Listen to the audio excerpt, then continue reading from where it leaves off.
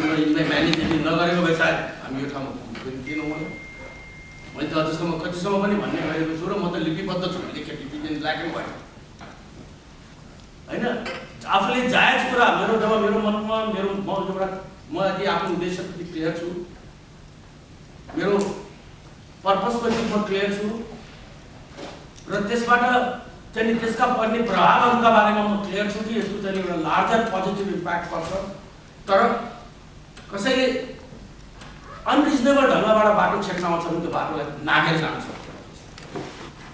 ए बाटो खनालले छेक्यो के गर्नु, म त मेरो आइडियालाई एब्यान्डन गर्न बाध्य भएँ, के गर्नु मैले त त्यो बाटै छोड्दै भनेर म बाटो चेन्ज गर्ने। Have to continue in your journey. Okay, if the journey becomes tough, you have to become tougher. You have to deal with that problem in a manner that speaks the language. You understand? But do not change your ultimate direction and destination. You will be good. Thank you.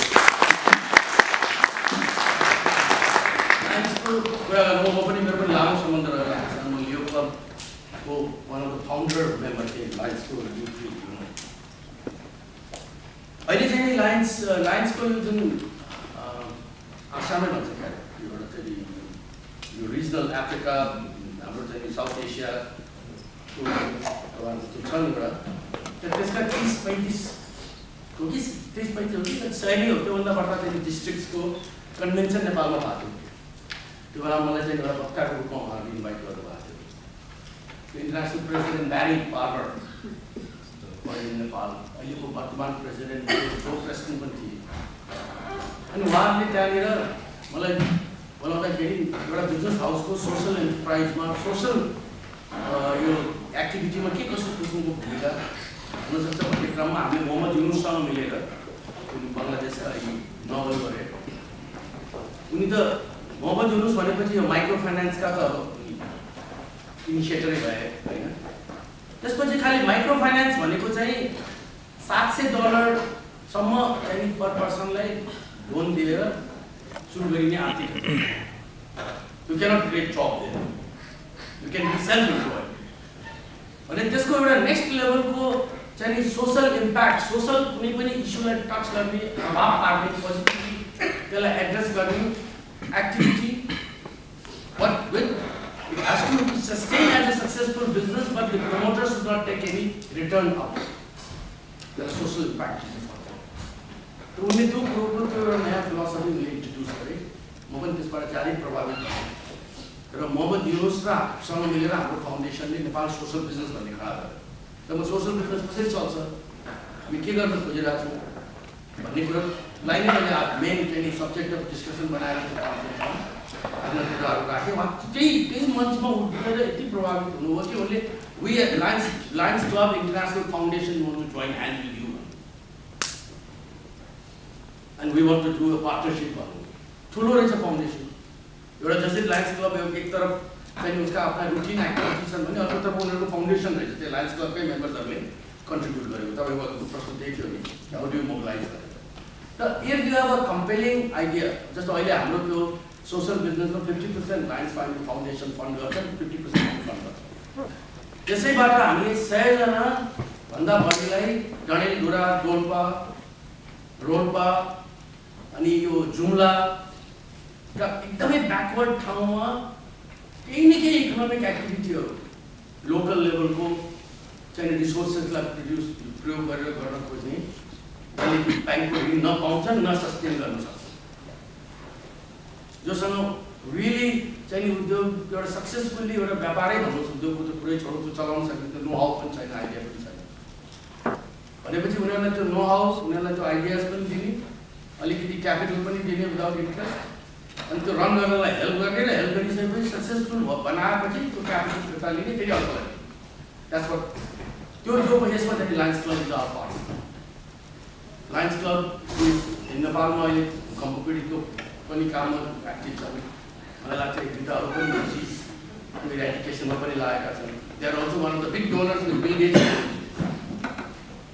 So you can, if you are accomplished lion, if you have an idea how you maybe in your respective city wherever, in Nepal, अहिले अमेरिकामा पनि लाइन्सहरू नेपाली मात्रै भएका लाइन्सहरू पनि खुलिसकेको हुन्छ। think you can access their resources if you have a compelling idea. The idea that they go. Third, Guru, Chinese. मलाई विष्णुजीले सोध्नुभयो कि तपाईका तपाईले काम गर्दा गर्दै तपाईलाई अप्ठ्यारो परेका तपाईका असफलताका कथाहरू भनौँ न ठाडो भएको छ प्रशस्त छ नि त भरिएको छ किन जीवनमा सफलता र असफलता भन्ने सँगसँगै चल्ने कुरा हो मान्छेले गरेका सबै निर्णय सही हुन्छन् भन्ने छैन आँटेका सबै कुरा पुरा हुन्छ एकैचोटि भन्ने छैन तर तपाईँ एकचोटि असफल भयो भन्ने बित्तिकै तपाईँले छोड्नुभयो भने तपाईको असफल त्यो अप्ठ्यारो परेको त्यो असफलताले तपाईलाई जीवनभर you have to be able to identify why you failed and continue to chase the same dream in a different way and that's what I've done in my life and I've made it happen. म तपाईलाई example दिन्छु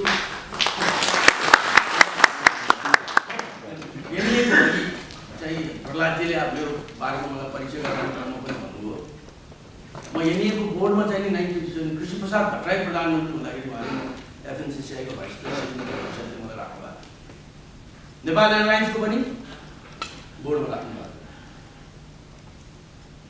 त्यो बेलामा यो दुईटै संस्थानहरूको आज जस्तो चाहिँ दयनीय स्थिति थिएन एउटा ठुलो होप फेरि बोकेको संस्थान खासमा भन्नुहुन्छ भने मलाई कुनै हामी चाहिँ विभिन्न फरक भनौँ न दृष्टिकोण राख्नु लागि बिजनेस अफ आवर कन्ट्री आज देशको स्टेटले रन गरेका बिजनेसहरूको हालत स्टेटको मोनोपोलीको हालत आजभन्दा यो भनौँ न यो 1990 भन्दा धेरै चाहिँ खराब स्थिति आज प्राइभेट सेक्टर रन एक्टिभिटिजहरूले नेपाललाई नेपालको कन्ज्युमरलाई नेपालीलाई धेरै कुरामा सजिलो we run some of the best airline private sector खसिरा हुन्छ तर अब धेरै जस्तो that change the way of transport बाटै अल द टाइम बाटो अल द टाइम प्रब्लम हुने नै आज दुई तीनटा यदि चाहिँ सेक्टर स्टेटले अहिले पनि मोनोपोली छोड्न मानिरहेको छैन त्योमध्ये एउटा चाहिँ यो इन्टरनेसनल एभिएसन हो नेपालको के हालत छ तपाईँहरूले देखिराख्नु भएको छ भोगिराख्नु भएको छ नेपाल जानुहुन्छ अर्को एउटा नेपाल अहिले कर्पोरेसन हो ज्यान जाला अर्को सारा प्राइभेट सेक्टरलाई पस्नु दिँदैन ब्लकेटको नाममा 100 रुपियाँको तेल 180 रुपियाँमा अफिसियली बेचिदियो स्टेट त्योभन्दा ठुलो भ्रष्टाचारको कुनै नमुना नै हुन सक्दैन तर त्यसपछिको दबावका कारण जब चाहिँ यो प्राइभेटाइज गर्ने ओइलको पनि यो पेट्रोलियम प्रडक्टको इम्पोर्ट्स र डिस्ट्रिब्युसन भनेर 8 वटा कि 9 वटा कम्पनीहरूलाई अप्रुभल दिए overnight all those were cancel भन्नुभयो होला है किन भने त्यो जबसम्म त्यो मोनोपोली कायम रहन्छ जबसम्म त्यो सर्टेज कायम रहन्छ तबसम्म त्यहाँभित्र ढुकेर बसेका ती पाप ती करप्सनका कथाहरू कायम रहन्छ म तपाईँलाई चाहिँ के भन्नु खोजिरहेको भने कि त्यही पावर म त्यही एनईएको बोर्डमा भएको मान्छे त्यो सेक्टरलाई राम्रोसँग बुझेको मान्छेलाई पहिलो हाइड्रो पावर प्रोजेक्टको एक्चुअल इम्प्लिमेन्टेसन सुरु गर्नलाई मलाई 25 वर्ष लाग्यो आज किन यो नेपालमा चाहिँ 15 घण्टाको लोड सेडिङ हुँदो रहेछ भन्ने कुराको बारे म किताब बत्ती जोड्यो भने पनि पैसा आउने लाइन काट्यो भने पनि पैसा आउने 100 किलोवाटलाई 200 किलोवाटमा बनाउनु पर्यो भने पनि पैसा आउने how can you why will you let anybody else do so but I did not give up PPC we tried to acquire त्यो बेलामा PPC यदि हामीले acquire गर्नु पाएको भए साथ आज त्यसलाई एउटा ठुलो स्केलको युटिलिटी एउटा एनईएको parallel private sector run distribution company transmission company generation company हुनुपर्छ भनेर सोच बोकेर हिँडेको त्यो चाहिँ त्यो बेलामा सम्भव हुन सकेन अहिले आएर चाहिँ हामी हिमाल हाइड्रो acquire गरेको छौँ अहिले पावर प्रोजेक्टको number of projects. So what I'm saying is, I've failed many times. Sometimes because of my own lack of experience or knowledge or right strategy, and many times because of unfair play. But I am not giving up. Arun Felix पनि अहिले मतलब इन्डियालाई दिया छ त्यो सतलज भन्नेलाई बेला बेलामा काम गर्न खोजेको जस्तो अरुण फिल्ममा हामी कहिले पनि इन्भल्भ थियौँ। एउटा क्वेसन छ यो चारवटा क्वेसन गरिदिया हो है। अनि विजय शर्माजीले चाहिँ नेपालीले भन्नुभयो कि नेपालीहरूसँग क्यापिटल पनि छ अमेरिकामा, म फेस गरिरहेको छु हरेक ठाउँमा, माया गर्छन् स्नेह गर्छन्, आउनुहोस् कि मिलेर गरौँ, हामीले एउटा तहसम्म गऱ्यौँ, बेला तहमा लिएर जाउँ। त्यसले म चाहिँ होल डिस्कसनको विषय नै यही थियो, त्यो सिकागोमा पनि यही कुरा हो होइन। त्यसलाई चाहिँ के भने यो छरेर बसेको हाम्रो रिसोर्सेस, फाइनेन्सियल रिसोर्सेस र हाम्रो ट्यालेन्ट, त्यसलाई कन्सोलिडेट गरेर त्यसलाई एउटा नयाँ उचाइमा नयाँ ठाउँमा लिएर गएर प्रत्येक अमेरिकाको सहरमा जहाँ नेपालीहरूको उपस्थिति छ एउटा चाहिँ भिजिबल एउटा भाइब्रेन्ट नेप्लिज एन्टरप्राइज गर्नु पर्यो भन्ने मेरो पनि मान्यता हो। Find right structure, right ideas होइन, र त्यसमा भनेको एउटा it is a two way.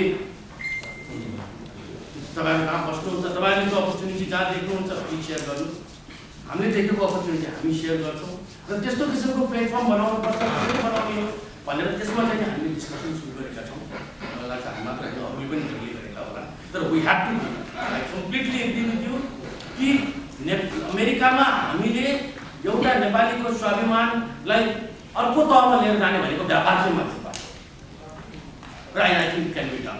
र त्यो बाटोमा हामी अघि पनि मैले धेरैचोटि भनिसकेँ, त्यो भन्दा पनि साइन्टिस्टलाई चाहेको चाहिँ होइन है।